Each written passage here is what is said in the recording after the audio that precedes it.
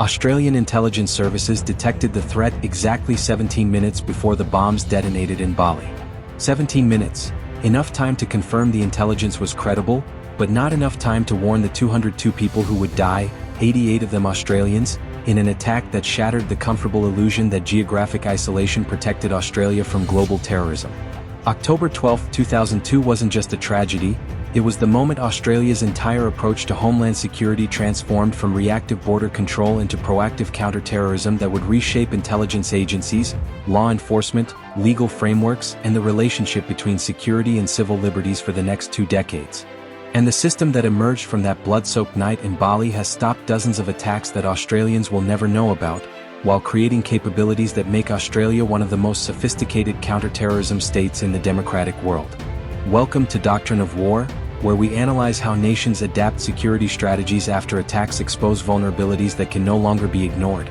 Australia's counter-terrorism evolution represents one of the most comprehensive transformations of homeland security in any Western democracy, driven by repeated attacks and near misses that forced continuous adaptation, institutional reform, and the painful balance between protecting citizens and preserving the freedoms that make Australia worth defending.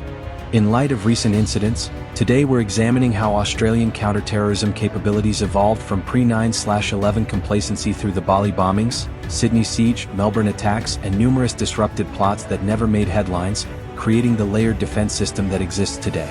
And what you're about to discover is that every Australian walking safely through cities, airports, and public spaces benefits from a counter-terrorism architecture built through hard lessons and constant vigilance that most citizens never see. The wake-up call: how Bali and early threats transformed Australian security. To understand how Australia built its current counter-terrorism capabilities, you need to understand where the nation started, and how complacent Australian security posture was before terrorism became impossible to ignore.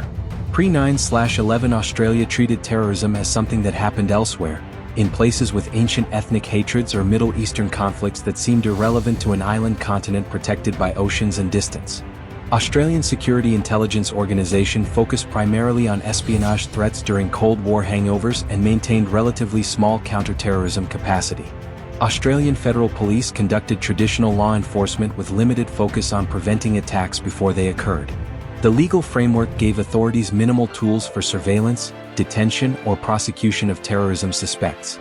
Australia was fundamentally unprepared for the reality that global jihadist terrorism didn't respect geographic boundaries or recognize that Australians saw themselves as distant from conflicts that radicalized terrorists. September 11, 2001 created the first shock that forced reassessment. The attacks on America demonstrated that spectacular terrorism could strike even the world's most powerful nation, killing thousands in coordinated operations that exploited security gaps and used civilian infrastructure as weapons. Australian officials recognized immediately that if terrorists could strike New York and Washington, they could certainly strike Sydney or Melbourne. The Howard government began the first major expansion of counter-terrorism funding, increasing ASIO's budget and personnel, enhancing aviation security, and beginning the legal reforms that would eventually create Australia's comprehensive counter-terrorism legislation. But these were preliminary measures. The real transformation came when Australian blood was spilled in Bali. The October 2002 Bali bombings killed 88 Australians in coordinated suicide attacks on nightclubs frequented by Western tourists. The attacks were meticulously planned by Jemaah Islamiyah, an al-Qaeda affiliate operating throughout Southeast Asia with networks in Indonesia, Malaysia, and the Philippines. The operational details revealed sophisticated capability, multiple bombs including vehicle-borne improvised explosive devices, coordinated timing, and targeting selected specifically to maximize Western casualties. Australian intelligence had warned that something was being planned but lacked the regional presence, Indonesian cooperation, and analytical capacity to transform fragmentary intelligence into actionable warning that could have prevented the attacks. The failure wasn't about missing the threat entirely, it was about lacking the systems to turn threat reporting into effective prevention. The Australian response to Bali was comprehensive and immediate. The government established a National Counter-Terrorism Committee to coordinate federal and state responses, created the position of National Security Advisor, and fundamentally restructured how intelligence agencies shared information and coordinated operations. ASIO received massive budget increases and began aggressive recruiting to expand from roughly 600 staff to over 1,700 within 5 years. The Australian Federal Police established specialist counter-terrorism teams in every state, trained in hostage rescue, bomb disposal, and tactical response to active threats. And crucially, Australia began deploying liaison officers throughout Southeast Asia, embedding Australian intelligence personnel in countries where terrorist networks operated to provide early warning and coordinate disruption operations before threats reached Australian shores. If you're starting to understand how Australia built one of the world's most capable counterterrorism systems through painful lessons rather than theoretical planning, you're seeing exactly why Doctrine of War examines real security evolution rather than just doctrine and policy papers. Hit that subscribe button and turn on notifications, because what we're about to reveal about the legal frameworks, technological capabilities, and operational successes that followed shows how democracies can enhance security without becoming authoritarian states. Though the balance remains contentious. The legal framework that emerged post-Bali gave Australian authorities tools that civil liberties advocates strongly opposed but that security officials insisted were essential for preventing attacks. The Anti-Terrorism Act 2005 created new offenses including preparing for terrorist acts, associating with terrorist organizations, and possessing things connected with terrorist acts. The legislation allowed preventive detention for up to 14 days without charge and control orders that restricted individuals' movements and communications even without prosecution. Critics argued these powers violated fundamental rights and created potential for abuse. Supporters responded that preventing suicide bombings that would kill dozens of innocent Australians justified temporary detention of individuals actively planning mass murder. The debate continues, but the legislation remains on the books and has been used dozens of times to detain and monitor terrorism suspects. The 2005 London bombings, where British citizens conducted suicide attacks on their own country's public transport, created another shock that accelerated Australian reforms. If terrorism could emerge from within Western societies rather than just being imported from conflict zones, then Australia needed capabilities for monitoring domestic radicalization, identifying individuals being recruited by extremist ideologies, and intervening before radicalization led to violence. This drove creation of community engagement programs, CVE, countering violent extremism, initiatives, and controversial surveillance of Muslim communities that some criticized as discriminatory profiling while security officials defended as necessary focus on populations where extremist recruiters were actually operating. The enhanced intelligence collection capabilities that developed during this period transformed ASIO from a traditional human intelligence agency into a comprehensive signals intelligence, cyber surveillance, and data analysis organization. The legislation gave ASIO authority to intercept communications, monitor internet activity, and collect metadata about Australians' communications patterns. The technical capabilities for conducting this surveillance required massive investment in technology, personnel training, and partnerships with telecommunications providers who were legally required to provide access to communications infrastructure. The Edward Snowden revelations later exposed the extent of these programs and reignited debates about privacy versus security, but the capabilities remain because they produce intelligence that has demonstrably prevented attacks. The 2008 hotel attacks in Mumbai, India provided another lesson that shaped Australian preparations. The attacks involved small teams of gunmen conducting coordinated assaults on multiple soft targets, hotels, restaurants, a Jewish center, over 4 days. The operational pattern demonstrated that terrorists didn't need sophisticated bombs or aviation hijackings to cause mass casualties. They just needed weapons, basic training, and willingness to fight until killed. Australian counter-terrorism planners studied Mumbai obsessively, wargaming scenarios where similar attacks occurred in Australian cities and identifying gaps in police tactical response, emergency medical response, and coordination between jurisdictions. The result was Operation Pendena-style coordinated planning between state and federal authorities, pre-positioned tactical response teams in major cities, and training exercises that practiced exactly these scenarios. Continuous adaptation, ISIS, lone actors, and modern threats. The rise of ISIS in 2014 created the most significant terrorism challenge Australia had faced since Bali, requiring another major evolution in counter-terrorism approach. ISIS wasn't just another terrorist organization. It was a pseudo-state with territory, resources, and sophisticated propaganda operations that recruited thousands of foreign fighters, including over 100 Australians who traveled to Syria and Iraq to join the caliphate. The scale of radicalization, the speed with which individuals progressed from interest in extremist ideology to attempting to travel for jihad or conducting domestic attacks, and the demographic diversity of recruits that included converts, women, and teenagers shattered previous assumptions about terrorism profiles. The Australian response included unprecedented measures. The government cancelled passports of individuals suspected of planning to travel for terrorism, made it a criminal offense to travel to declared zones including ISIS-controlled Syria, and created powers to strip citizenship from dual nationals involved in terrorism. Enhanced surveillance identified recruitment networks, monitored online radicalization, and enabled disruptions before individuals could act on violent intentions. Between 2014 and 2018, Australian authorities disrupted over 20 significant terrorism plots and made hundreds of arrests related to terrorism offences, a tempo of threat activity that dwarfed anything seen in previous decades. The Martin Place siege in December 2014 exposed gaps in the system despite all the capability enhancements. Manharan Monis, an individual known to police and intelligence agencies through domestic violence charges and letters to soldiers' families, took hostages in a Sydney cafe in an attack that ended with 2 innocent victims and the perpetrator dead.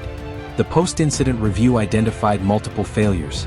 Intelligence agencies hadn't adequately shared information about Monis with state police, threat assessment processes hadn't identified him as high risk despite numerous warning signs, and tactical response to the siege raised questions about decision-making under pressure. The reforms that followed focused on information sharing between federal and state agencies, improved threat assessment methodologies, and clearer protocols for tactical response to active hostage situations. The evolution toward lone-actor terrorism created different challenges than organized terrorist cells. ISIS propaganda explicitly encouraged supporters to conduct attacks in their home countries using whatever weapons were available, vehicles, knives, improvised explosives, rather than traveling to join the caliphate. This inspired terrorism was harder to detect than coordinated plots that required communications, planning meetings, and acquisition of materials. Individuals could radicalize entirely online, make decisions to attack within days or hours, and conduct crude but lethal operations before authorities even knew they were threats. Australian counter-terrorism had to develop new approaches including monitoring of online extremist content, identifying behavioral indicators of imminent attack planning, and creating systems where family members, community leaders, or colleagues could report concerns about individuals showing warning signs. The 2017 Brighton siege and other incidents demonstrated the challenge of managing individuals on watch lists who hadn't committed prosecutable offenses but presented ongoing threats. Yaqub Hairi, who had been acquitted of terrorism charges and was on parole for violent offenses, killed an apartment clerk and took a sex worker hostage while claiming allegiance to ISIS. The incident raised uncomfortable questions about how society manages individuals who authorities believe are dangerous but who haven't been successfully prosecuted, about whether community supervision and de-radicalization programs can actually reduce risk, and about the tension between civil liberties and preventive detention that multiple reviews have wrestled with. The far-right terrorism emergence added complexity to the threat environment that had been overwhelmingly focused on Islamist extremism. The Christchurch mosque attacks in New Zealand in 2019, while not occurring on Australian soil, involved an Australian citizen who had radicalized online and planned his attacks while living in Australia before moving to New Zealand. The attack forced recognition that white supremacist, anti-immigrant, and fascist ideologies were producing terrorists just as jihadist ideologies had, requiring expansion of counter-terrorism monitoring to include far-right online spaces, groups, and individuals who might previously have been dismissed as fringe but non-violent extremists. The COVID-19 pandemic created unexpected complications for counterterrorism. The conspiracy theories, anti-government movements, and social isolation accelerated certain types of radicalization while lockdowns prevented some attack planning that required physical meetings. The competing demands on law enforcement resources as police managed pandemic restrictions while maintaining counterterrorism capabilities created stress on systems already stretched by continuous high-threat environments. And the shift toward more online activity accelerated radicalization patterns while also providing more digital trails for surveillance to monitor. The technological evolution of terrorism throughout this period required continuous adaptation of Australian capabilities. Encrypted communications apps made monitoring terrorist planning more difficult, requiring legal frameworks that could compel assistance from technology companies and technical capabilities to bypass encryption where necessary. Drone technology created new attack vectors that required air defense around high-profile events and critical infrastructure. Synthetic biology and accessible information about chemical weapons raised concerns about future threats beyond conventional bombing and shooting attacks. Australian counterterrorism R&D programs focused on developing capabilities to detect and respond to these emerging threats before they materialized in actual attacks. The 2024 threat environment that Australian counter-terrorism faces is more complex and diverse than at any previous point. The terrorism threat includes ISIS and Al-Qaeda elements still attempting attacks, far-right extremism that has produced several disrupted plots, single-issue extremists including anti-government and anti-vaccine militants, and state-sponsored terrorism where nations like Iran have reportedly conducted reconnaissance of targets in Australia. The scale of monitoring required, thousands of individuals on various watch lists, millions of communications to analyze, online content in multiple languages and platforms to assess, strains even the substantially expanded resources that ASIO and AFP now possess. The institutional reforms throughout this period created counterterrorism architecture that integrates federal and state agencies, connects intelligence collection to operational response, balances civil liberties concerns with security imperatives, and learns from both successes and failures. The system isn't perfect.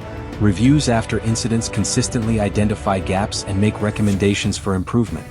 But the system has prevented far more attacks than have succeeded, has adapted to changing threat patterns multiple times, and has maintained democratic accountability through parliamentary oversight, judicial review, and independent agencies like the Inspector General of Intelligence and Security that investigate complaints and ensure agencies operate within legal boundaries.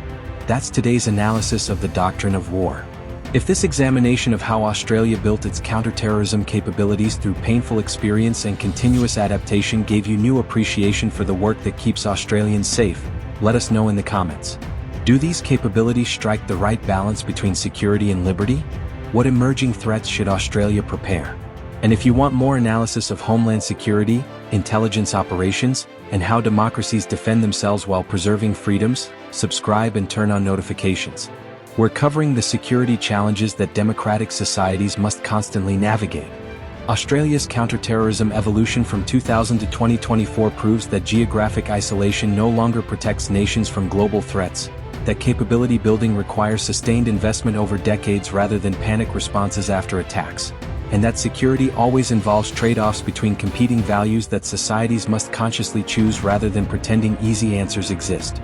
The system that exists today, with its massive intelligence agencies, extensive surveillance authorities, preventive detention powers and whole-of-government coordination, would have been unthinkable in the Australia of 2000. Whether this represents necessary adaptation to genuine threats or concerning erosion of liberties depends on your assessment of both the terrorism threat and the checks on government power.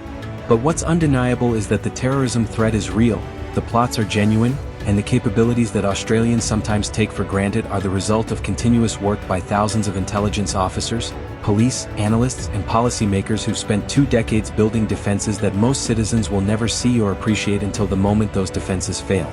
Until next time, stay strategic.